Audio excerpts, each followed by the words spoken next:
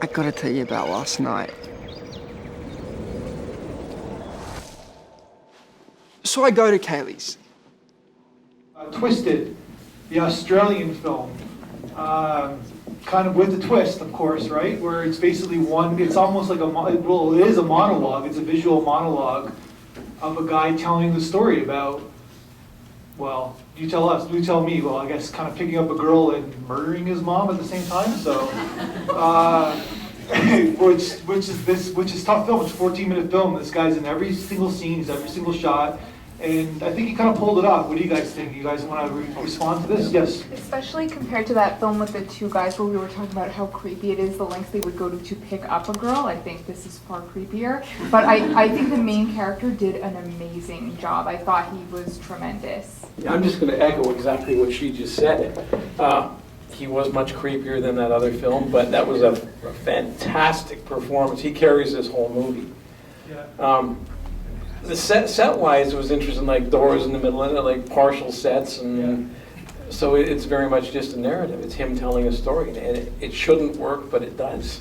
Well, it gives us a cinematic experience, right? Yeah. And that's what we're here for. Yeah, I agree. I mean, in terms of performance, he was the movie, he was the whole thing, and you were also felt very compelled to just pay attention to him because that's all there was, him.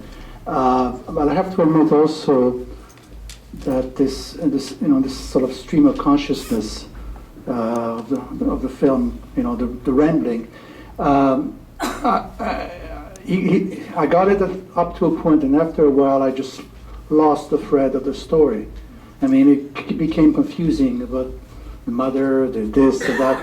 It was great acting, but if you try to go one level deeper and try to understand what the heck it's all about, I think you get lost a little bit, and I did anyway.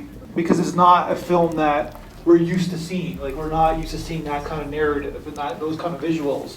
So our brain is not used to that. So I understand what you're saying with that. But it's the second time I saw it, so I really kind of like hooked into what was going on. So that's like, I saw it, this is the second time. So I think maybe the third time I saw it. So, but yeah, it's kind of like the thing that makes the film is that this guy's charming. We like him.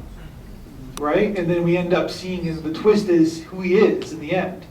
And that's the thing. It's like he is a charming guy that we kind of, in the same time, like douchebag guy, we actually root for him to pick up the girl as well. It was disturbing, the thought.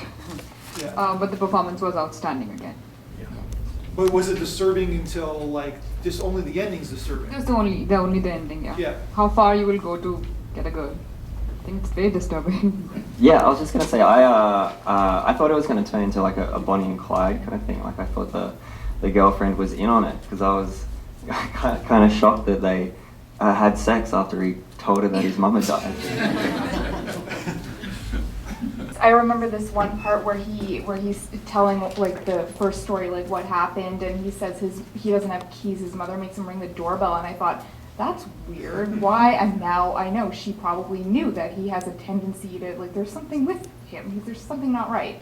I found it to be kind of a commentary on mental illness, actually. Like from the beginning where you can see his emotions changing from one second to the other. It was very kind of psychopathic type of, or sociopathic type of, the way that he was explaining the story, and then also talking about, like, so nonchalantly talking about killing his mother. It was very, in a way, like it just seemed like he had some serious mental health issues. It was a lot more serious. And I'm like, yeah, it's funny in a way, but it's also serious. Like this, it's kind of a scary situation. I'm just going to play devil's advocate because I heard this so many people.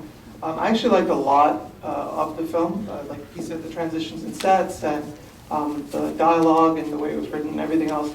But I didn't really think that the performance from the lead actor kind of worked in the way that everyone else says that they enjoyed it.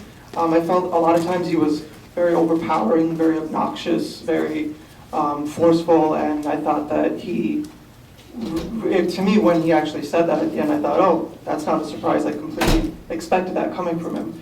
What I think for me would have been more of a surprise and more convincing is if he was a very sympathetic figure and someone who was not, so kind of forceful, and I thought that might have maybe, it just for me, I felt like I enjoyed everything about it, but I saw that coming quite far away. It wasn't a surprise for me.